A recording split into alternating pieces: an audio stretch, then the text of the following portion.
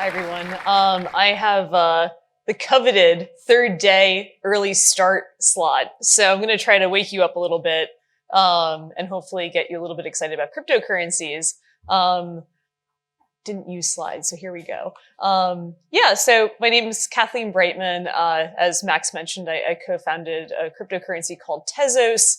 Tezos is a made-up word, so you can technically pronounce it however you wish. But I have the Ezos. But you can call it Tezos if you'd like. Originally the prompt for this session was about proof of stake and how it's more efficient.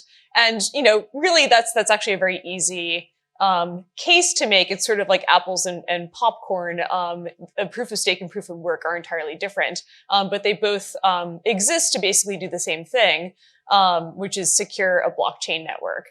And I think it's more fun, given that we've had a wide range of speakers across AI, biotechnology, so on and so forth, to just back up for a second and discuss why anyone cares about cryptocurrencies in this environment. When I think about all the good that comes from AI research and biotechnology, as of late, cryptocurrencies kind of fail the test of moral certainty, quite handedly. But I think there is a there, and I think it's becoming more transparent as the world gets a bit more heated. And so just, for the next 13 minutes or so, I'd like to discuss a little bit about why I work and what I do. So just to back it up, what is a cryptocurrency? Basically, cryptocurrencies are an alternative to the way you transact with people normally online, which is usually mediated through a bank or a credit card company like Visa or MasterCard. Basically, cryptocurrencies are sort of a third rail. What I think they do that's innovative is basically they allow you to transact with someone who's very far away from you without necessarily needing to trust them. So this is a pretty vexing question that's plagued us for many, many years. Ever since we've been able to travel long distances, we've done so by trying to, exchange goods with other people. And where cryptocurrencies are kind of fun is you don't really need an intermediary in order to carry wealth with you in some form or another. And that's the original, I think, agenda that Bitcoin was trying to solve for. In effect, how do you exchange value with someone who you may not trust and you may not know? And usually this is tampered or mediated by a Visa or a MasterCard.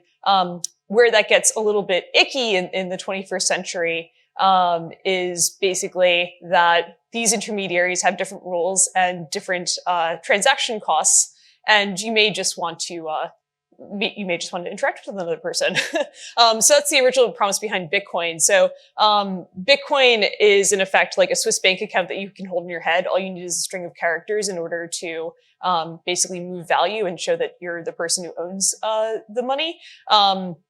And where things get, I think, more interesting from a philosophical and also from an engineering perspective is smart contracts. So Bitcoin just basically asks that you are the person who owns the money. You can prove it by, showing that you know this character string. Where smart contracts enter the equation is they act as a wrapper. So they act as an extra set of qualifications that you need to have in order for the transaction to go through. So usually it replicates sort of if-then logic, which I think we all know from our days, probably working in as an analyst at a consulting company or muddling through spreadsheets in some form or another. But in effect, what you're doing is you're adding extra conditions. And in recent times, what people have done on Tezos, but also Ethereum and some other smart contract platforms is they've more or less increased the functionality of that so that there's market making bots and things like this that basically run on the if-then logic. And so that's all well and good. Where I think cryptocurrencies are interesting is kind of routing around censorship on the web and kind of displacing it and putting it into some sort of third rail that doesn't really quite fit into a box just yet. I think also, again, the prompt that I was given at first here was to talk about proof of work versus proof of stake. I don't really even think there's a versus anymore. Basically, Bitcoin is the OG cryptocurrency. For better or for worse, it's sort of ossified into a sort of,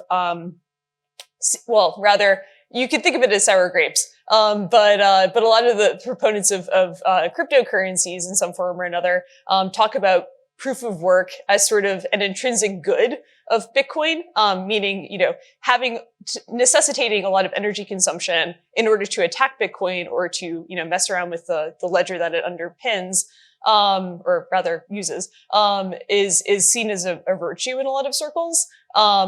And frankly, you can achieve the same security results with proof of stake, which doesn't ask that you consume energy in order to secure the blockchain. It merely asks that you run a specialized piece of software.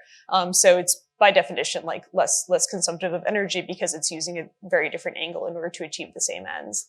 There are other aspects of cryptocurrencies that basically are facilitated, but I think what's come under scrutiny about blockchains is that it's sort of the baby has been thrown out with the bathwater, meaning people who don't necessarily like cryptocurrencies prima facie have decided that wholesale, that's the angle, that's the flank that it's going to be attacked on. Meaning like if you're otherwise quite neutral about crypto, what people tend to do is say like, well, it consumes a bunch of energy. And that's just not necessarily the case anymore, because Ethereum, the second largest cryptocurrency, has now moved to proof of stake. And so I hope that there are more interesting objections to Bitcoin, crypto, so on and so forth, now that part of the equation has at least been halved in terms of its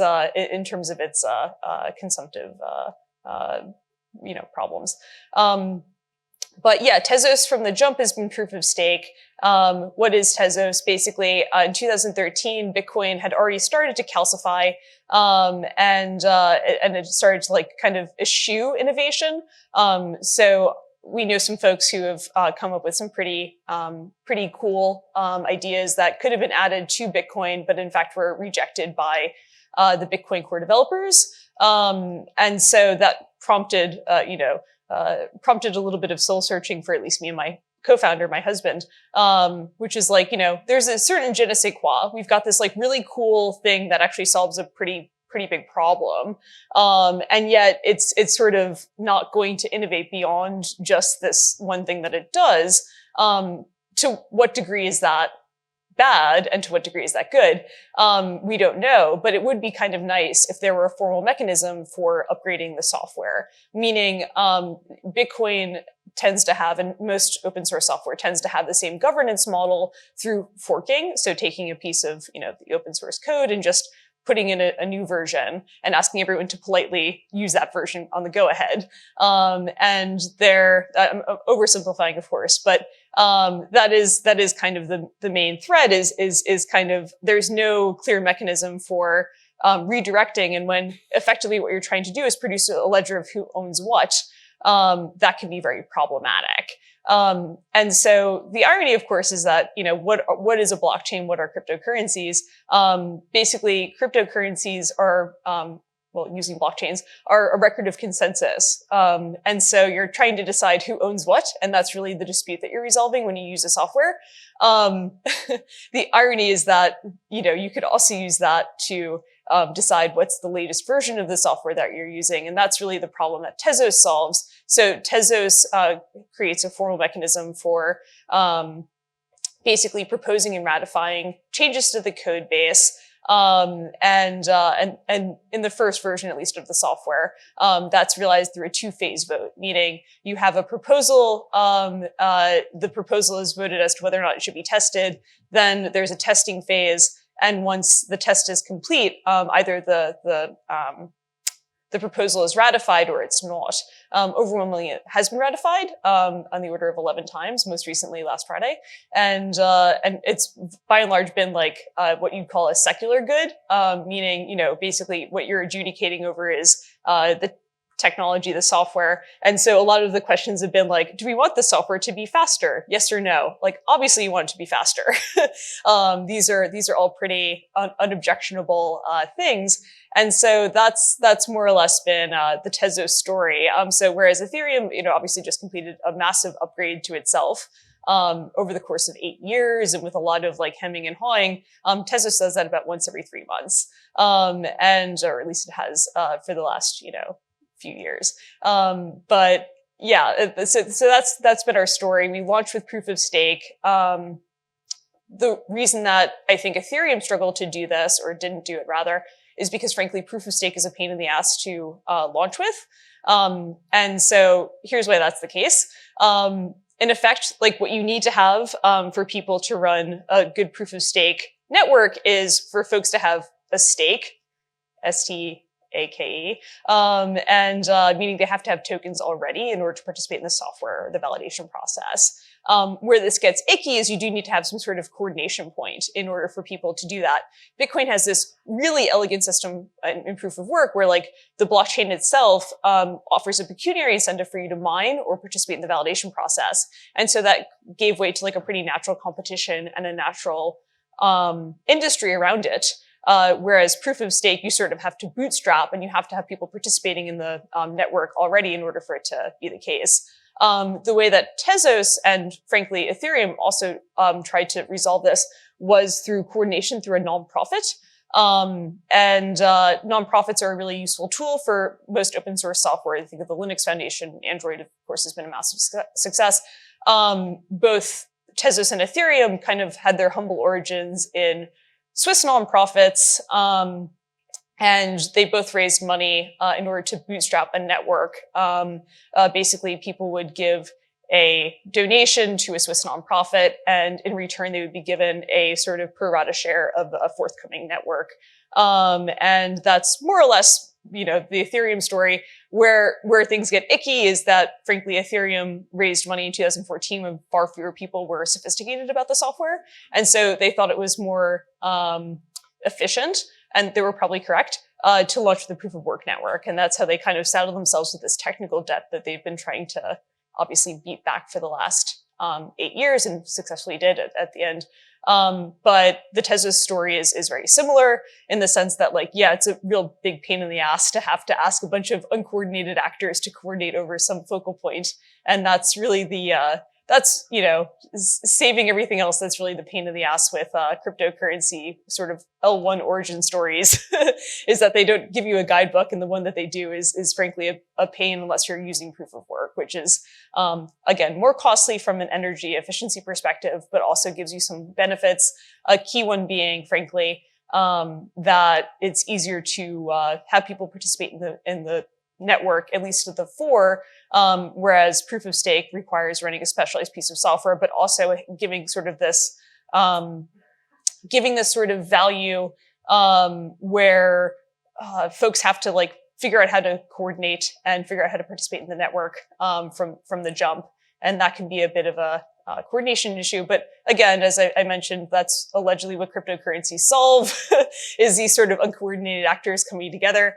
The reason I work on Tezos and I frankly believe in its philosophy a lot more than the rest is because I think that the logical extent of this is going to be scaling and upgradability, and it's always going to have one more ask of the technology.